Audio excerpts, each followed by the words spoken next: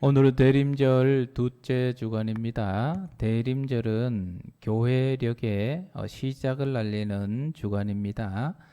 교회력이라 하면 세상력이 있어요. 세상의 달력 생각하시면 됩니다.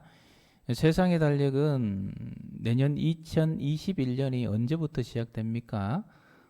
제야의 종소리 올해는 못 치겠지만 하여튼 자정 딱 되면 2021년 1월 1일부터 새로운 한 해가 시작되었음을 그렇게 알립니다.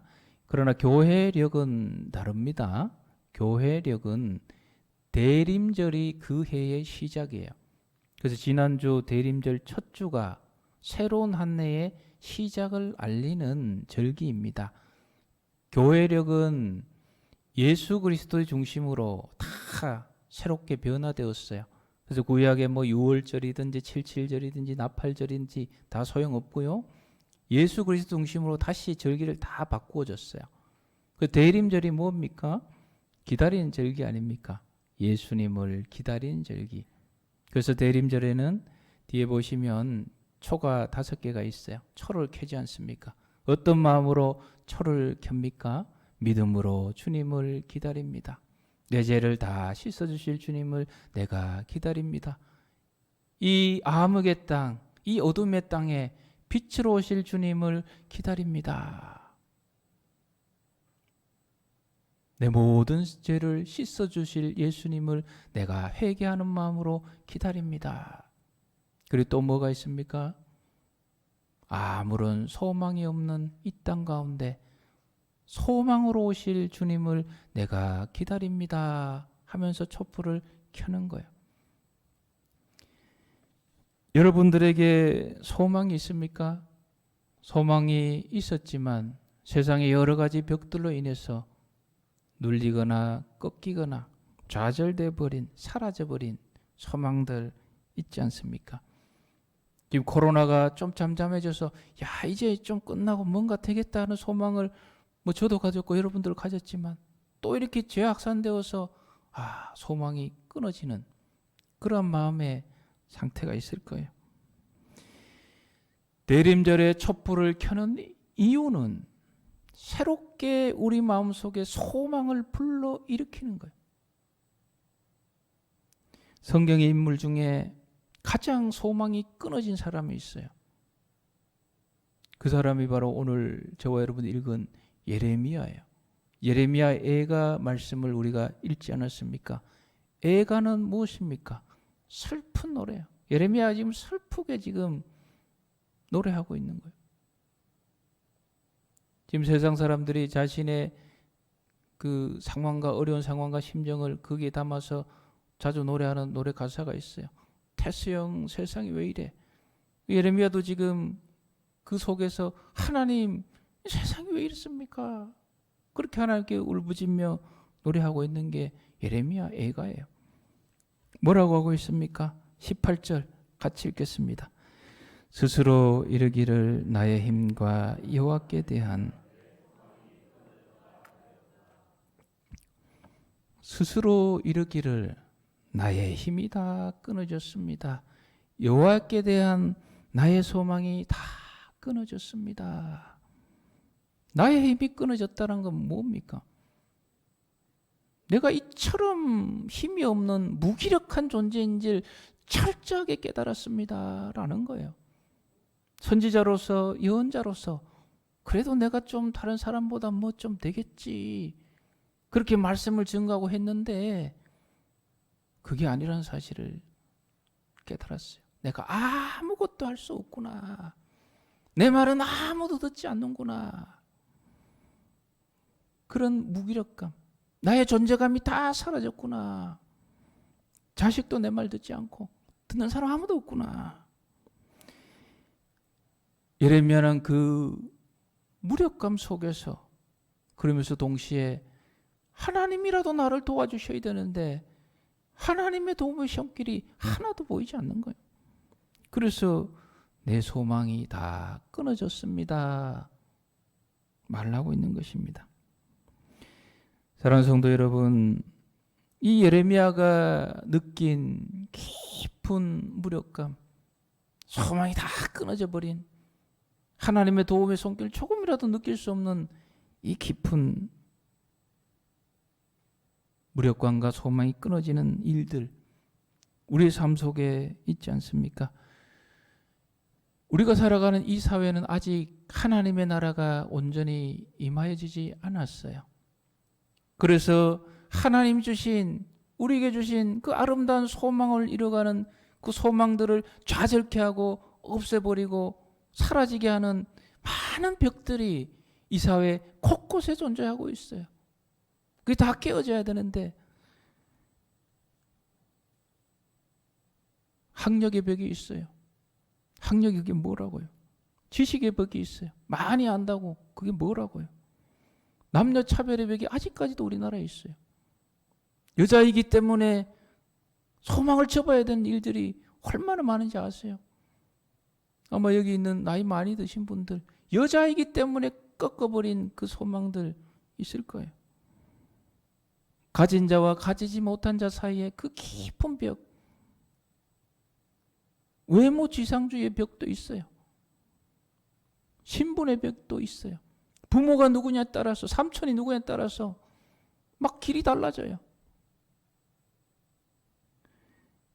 그 많은 벽들 앞에서 나름대로 발버둥쳐고 뭔가 해보려 했지만 되지 않아서, 그래, 계란으로 바위 치는 격이구나.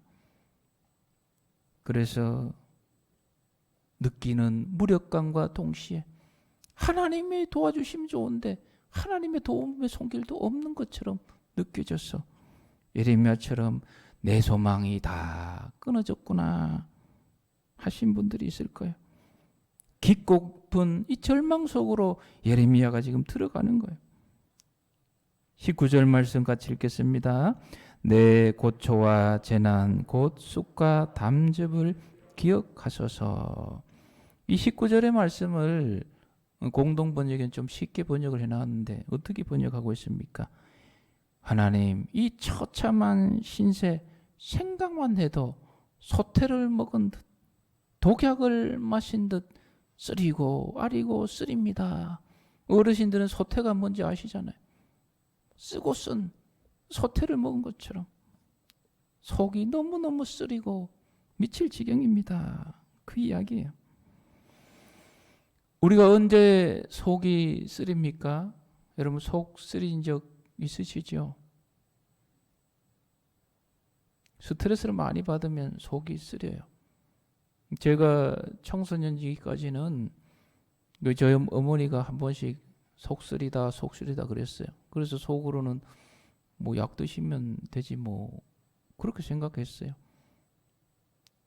근데 청소년기를 벗어나고 결혼을 하게 되고 아내도 생기고 아이도 생기고 졸업하고 이 사회 속에서 교회 속에서 맡은 게 생기고 하나님 주신 내 일이 생기고 나서부터는 그때 엄마가 얘기한 속쓰리구나, 그게 그냥 약방에 약 먹는다고 낫는 게 아니구나, 그걸 알게 되었어요.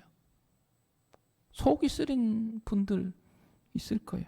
생각만 해도 속이 쓰리는, 이건 뭐 약 먹는다고 해결되는 게 아니잖아요. 하나님의 일꾼 예레미야도 지금 속이 쓰린 거예요. 속이. 왜 속이 쓰립니까? 옛날이나 지금이나 사람들은 죄를 이야기하고 죄를 지적하면 그거 싫어해요. 하나님께서 예레미야에게 주신 사명이 무엇입니까? 죄로 인하여 멸망의 길을, 패망의 길을 가고 있는 그 하나님의 백성들, 그 죄를 알려줘서 죄를 돌이켜서 생명의 길로 나아올 수 있도록 하나님 말씀을 전하는 게 예레미야의 사명이었는데, 예레미야가 그 말씀을 전하니 사람들이 어떻게 합니까? 우리가 여름에 횃불 같은 거 또 모닥불 피우면은 나방들이 많이 날아들어요. 한 마리가 싸워서 불 속에 쑥 들어갔다가 날개 한쪽 훅 태우고는 얼른 달아나요. 그 달아난 나방이 또 어떻게 해요? 또 다시 와요. 죽을 때까지 그냥 그 불에 그냥 죄 때문에 인하여 죽어갑니다. 그 죄를 버려야 됩니다. 라고 이야기하는 그 예레미야의 말을 듣질 않아요. 끝까지 그냥 그 죄에 쌓여가는, 곧 죽어도 죄 때문에 망한다라는 소리 듣기 싫어요. 축복을 듣고 싶어요. 그게 우리의 죄된 본성 중에 하나예요. 그래서 이 하나님의 생명의 길을 죄와 함께 증거하는 예레미야를 이스라엘 백성들이 어떻게 합니까? 엄청나게 미워해요. 막 비난해요. 모함을 합니다. 잡아서 두드러 팹니다. 옥에 가둬버려요. 그리고는 죽이려까지 해요. 그 상황 속에서 예레미야는 나의 힘이 다 사라지고 내 소망이 다 끊어졌습니다. 그러면서 마음속에 쭉 찾아오는 게 있어요. 그게 뭡니까? 20절 같이 읽겠습니다. 내 마음이 그것을 기억하고 내가 낙심이 되오니. 깊은 낙심 가운데 지금 예레미야가 있는 거예요. 이 낙심 가운데 뭐라고 또 이야기를 합니까? 예레미야 20장 18절 말씀 같이 읽습니다. 어찌하여 내가 태에서 나와서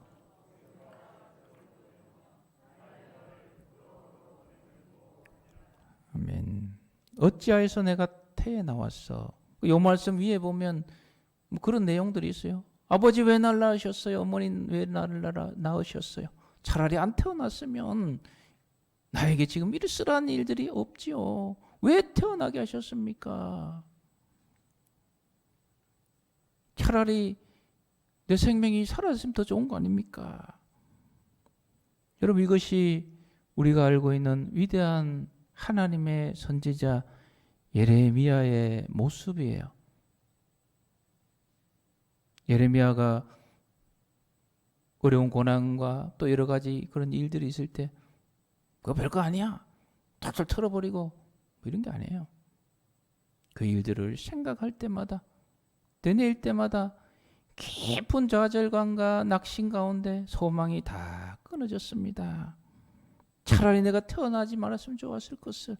어머니 왜 나를 낳으셨어요? 아버님 왜 나를 낳으셨어요? 내가 왜 이 고통 중에 있어야 됩니까? 부르짖는 예레미야의 모습. 여러분, 위대한 선지자 예레미야도 이러했는데 저와 여러분들은 뭐 어떻겠어요? 그러나 성경은 이걸로 끝나지 않아요. 놀라운 반전이 있죠. 놀라운 반전. 21절 말씀 같이 읽겠습니다. 이것을 내가 내 마음에 담아 두었더니 그것이 오히려 나의 소망이 되었사오문. 한 번 더 읽겠습니다.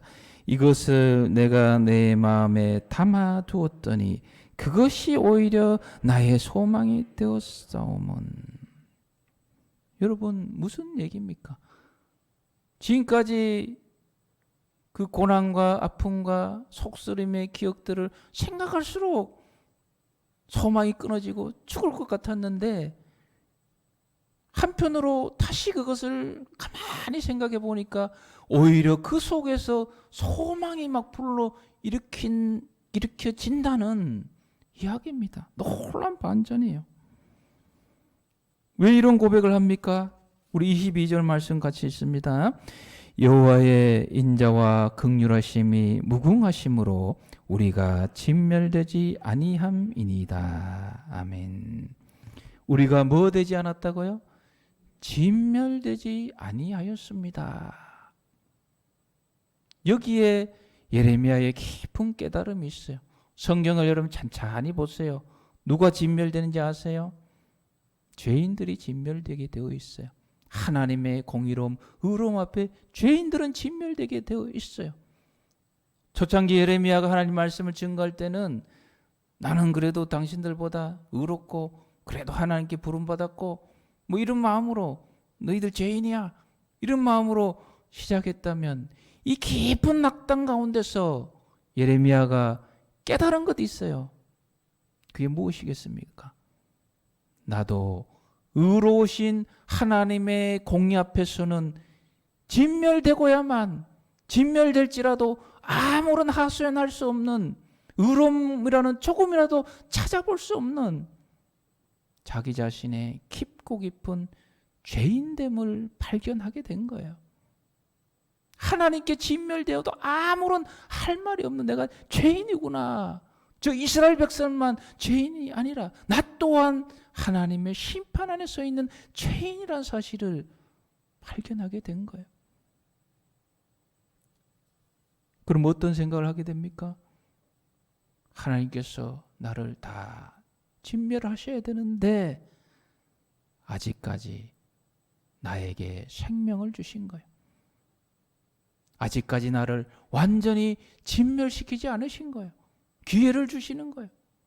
그것을 예레미야가 깨닫게 된 거예요. 사랑하는 성도 여러분, 우리가 낙심되는 일, 고난되는 일, 소망이 끊어진 일들을 생각하면 생각할수록 더 깊은 나락으로 빠지는 게 왜 그런지 아세요? 아직 자기 자신의 죄인됨을 인정하지 않았기 때문이에요. 그래도 내가 그래도 뭔가 이 자기 자신을 향한 뭐가 아직까지 남아 있었기 때문이에요. 그러나 하나님 앞에 자기의 죄성과 연약함, 나는 아무것도 할 수 없는, 하나님의 은혜 없이는 아무것도 할 수 없는 자기 자신의 그 죄성을 깊이 발견한 사람은 오늘 예레미야처럼 고통되는 일, 힘든 일 묵상해 보면 오히려 그곳에 소망이 있구나. 그곳에서 하나님의 은혜와 긍휼하심을 발견하게 되는 것입니다. 이게 은혜예요. 이게 대림절 기간 저와 여러분들에게 우리의 죄인됨을 다시 한번 발견하는 예레미야 같은 은혜이시기를 축복합니다. 그리고 예레미야가 무엇을 발견하게 됩니까? 우리가 낙심해서 소망의 단계로 변하는 그 반환점, 자기 자신의 죄성을 발견하게 되었고, 그리고 가만히 찬찬히 돌아보니 지금 무엇 때문에 어려움과 아픔과 눈물을 경험하고 있습니까? 하나님께서 주신 하나님의 일을 하다가 그런 거예요.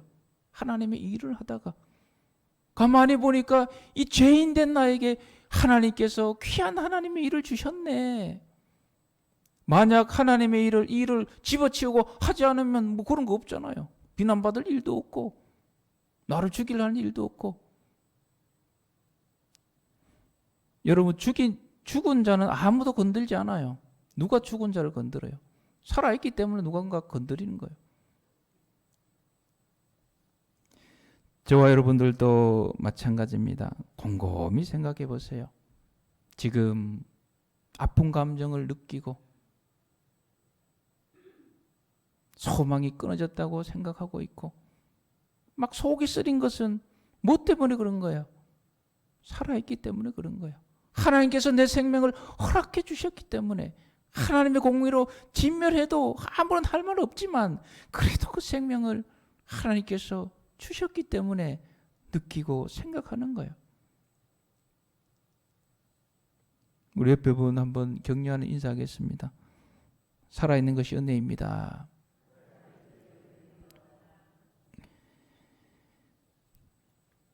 우리 성도님들이 저도 이렇게 신방을 많이 가보면 가장 많이 속쓰린 경우가 자녀 때문에 그래요.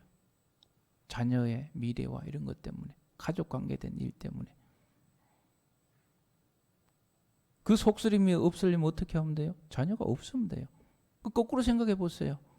하나님께서 나에게 그래도 이 자녀들을 허락하셨구나. 그게 하나님의 은혜인 줄 믿으시길 바라요. 그거 없으면 뭐 신경 쓸 일 없잖아요. 그리고 관계 때문에 고민하신 분들 무인도에 가서 한 달만 있어봐요. 원수라도 왔으면 좋겠다 싶어요. 혼자 있어 보세요. 그 혼자의 외로움이 얼마나 큰지. 관계 때문에 온 건 뭐예요? 하나님께서 그래도 나에게 이런저런 관계들을 주셨구나. 여러분들이 고민하고 아파하는 모든 것도 가만히 생각해 보세요. 내가 무언가를 하고 있기 때문에 그래요. 무언가를. 그래도 하나님께서 나에게 무언가를 하게 하셨잖아요. 그게 은혜인 거예요. 그게.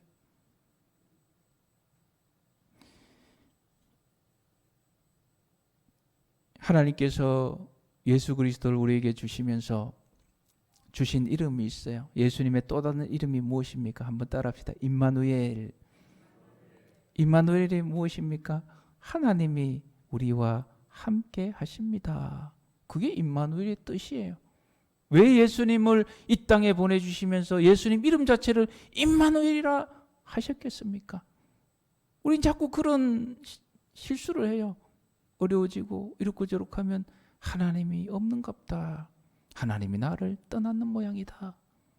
그때에 우리 하나님께서 아직도 나는 너를 떠나지 않고 너와 함께하고 있단다 하면서 우리 주님을 이 땅에 보내시면서 그 이름 자체를 임마누엘, 하나님이 나와 함께 하십니다. 하나님이 우리와 함께 하십니다. 모든 절망 가운데 예수 그리스도를 통해서 새로운 소망의 역사를 가지라고 주신 그 이름이 임마누엘, 우리 주 예수 그리스도의 이름인 줄 믿습니다. 이 대림절 기간 저와 여러분들이 세상의 벽, 여러 가지 한계 때문에 꺾어지고 내려놓아지고 사라지고 한 모든 소망들 다시 한번 우리 주님, 나와 함께 하신 그 주님 바라보며 이 소망의 불씨들을 우리 가슴 속에 활활 태우시는 복된 내림절 되시기를 주님의 이름으로 축복합니다. 우리